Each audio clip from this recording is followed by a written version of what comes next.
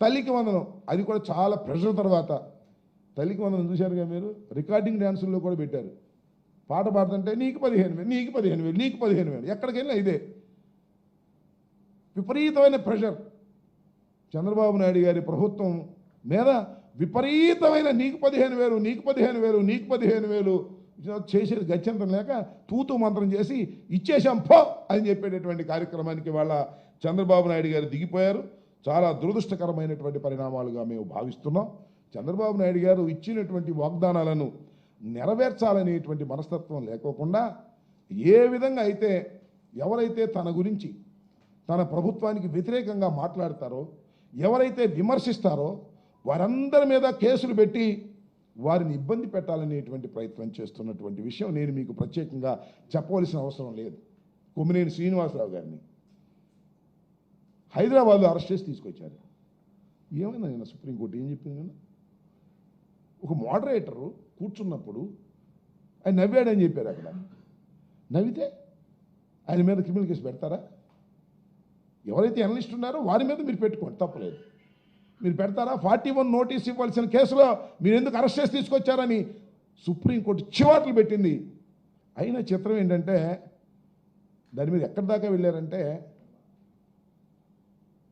కొమ్మినేని శ్రీనివాస్ గారి మీద కేసు పెట్టారు, ఏటుగా ఆయన పట్టుకొచ్చారు. ఇంకోటి చెప్తున్నా, చాలా విచిత్రమైంది. ఎంత దుర్మార్గం, ఎంత అన్యాయం, ఎంత అక్రమం, ఎంత దారుణం. ఎస్సీ ఎస్టీ అట్రాసిటీ యాక్ట్స్ పెడతారా అంటే బెయిల్ రాకుండా చేయటం కోసం. అది ఇక్కడ మ్యాజిస్ట్రేట్ గారు తీసేశాడు. సుప్రీంకోర్టుకి వెళ్తే సుప్రీంకోర్టు చివాట్లు పెట్టింది. ఒక మోడరేట్ని మీరు ఎలా అరెస్ట్ చేస్తారు? నవ్వితే అరెస్ట్ చేస్తారా? మేము ఆర్గ్యుమెంట్ జరిగేటప్పుడు మేము నవ్వుతాము, నవ్వినంత మాత్రం ఇంటెన్షన్ ఆపాదిస్తారా మీరు?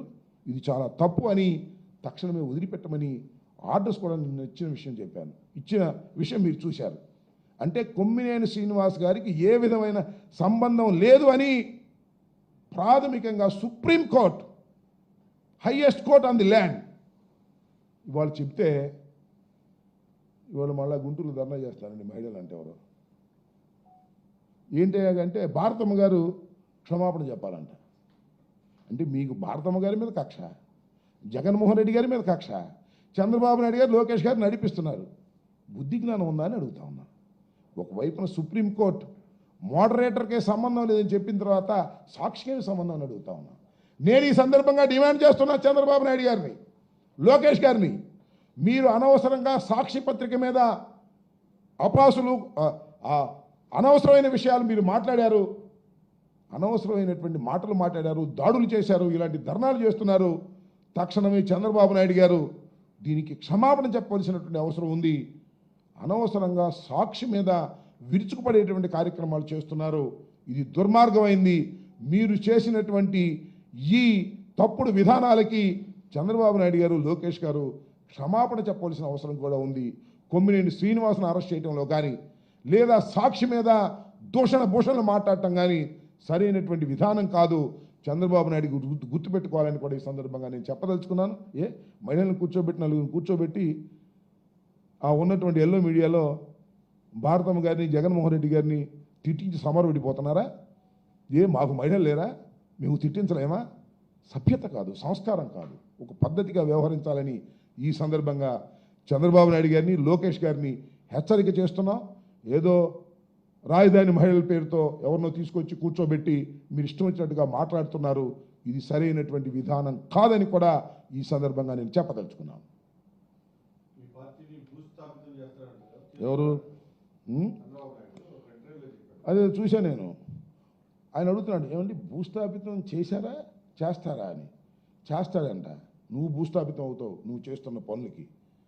ఒక రాజకీయ పార్టీని మరొక రాజకీయ పార్టీ ఎప్పుడూ భూస్థాపితం చేయలేదు, గుర్తుపెట్టుకున్నారా చంద్రబాబు నాయుడు గారు?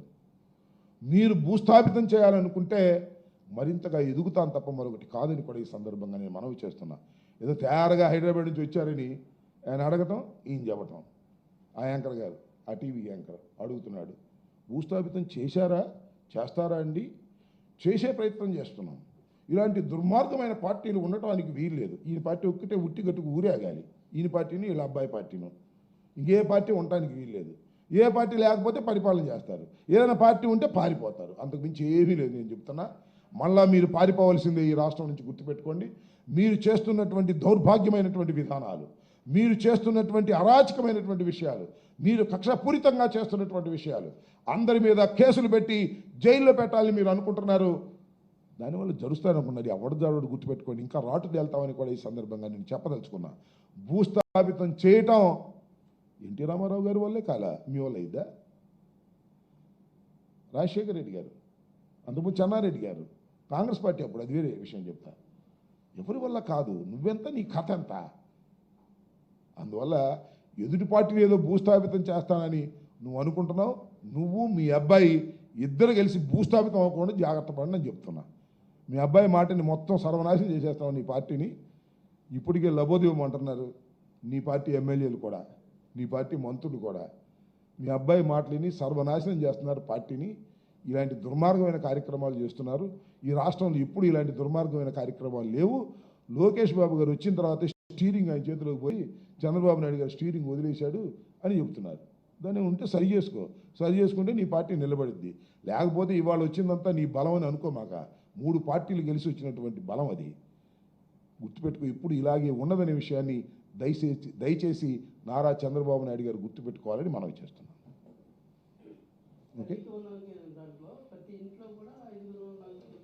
ఏంటి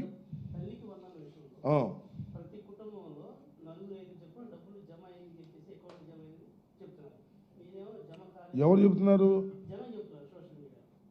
సోషల్ మీడియాలో జనం సోషల్ మీడియాలో చెప్తున్నారని చెప్పు. సోషల్ మీడియాలో జనం చెప్తున్నారని చెప్పమాక. సోషల్ మీడియాలో చెప్తారు. సోషల్ మీడియా ఎవరి గుప్పిట్లో ఉందో చూస్తున్నాం కదా. సోషల్ మీడియా వాళ్ళ గుప్పిట్లో ఉంటుంది, మాకు సంబంధించిన వాళ్ళు ఉంటారు, అందరూ ఉంటారు. ఖచ్చితంగా మేము 84 లక్షల మందికి మేము ఇస్తే చంద్రబాబు నాయుడు గారు ఎంతమందికి ఇస్తున్నాడు? దీనికి సమాధానం చెప్పానండి. 58 లక్షల మందికి ఇస్తున్నాడు. మిగతా 38 లక్షలు ఏమయ్యారు? 30 లక్షల మంది మాయమైపోయారా? లెక్కలు తప్ప అని చెప్తున్నాడు. ఇప్పుడు 13,000 ఇస్తున్నారు. మేము 13,000 ఇచ్చిన రోజున ఎందుకు విమర్శించారు లోకేష్ గారు?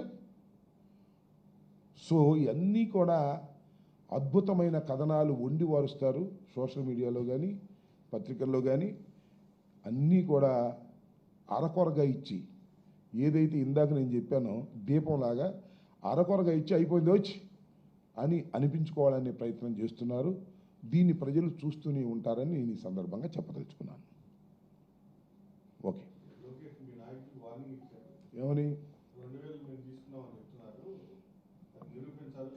చంద్రబాబు ఆయన కూడా ఆయన ఒకసారి గుర్తు చేసుకోమని లోకేష్ గారిని. మతిమరుపు ఏమైనా వచ్చింది ఈ వయసులోనే పాపం అనవసరంగా ముద్దబ్బాయికి. ఇంతకుముందు జగన్మోహన్ రెడ్డి గారు 14,000 ఇస్తున్నప్పుడు ఆ 1,000 తాడేపల్లి ప్యాలెస్కి వెళ్ళిందని నువ్వేగా పెట్టింది. దానికి సటైరిక్గా మేము పెట్టాము అంతే. నిరూపించకపోతే ఏం చేస్తావే? తీవ్ర పరిణామాలు అంటే ఏంటి? జైల్లో పెడతావు అంతేగా. నువ్వు నీ పోలీసులు నీ చేతిలో ఉన్నారు, కేసు పెడతావు, జైల్లో పెడతావు అంతేగా. అంతకని ఏమైనా చేస్తావా? నువ్వు అప్పుడు ఎందుకు మాట్లాడావు బాబు లోకేష్?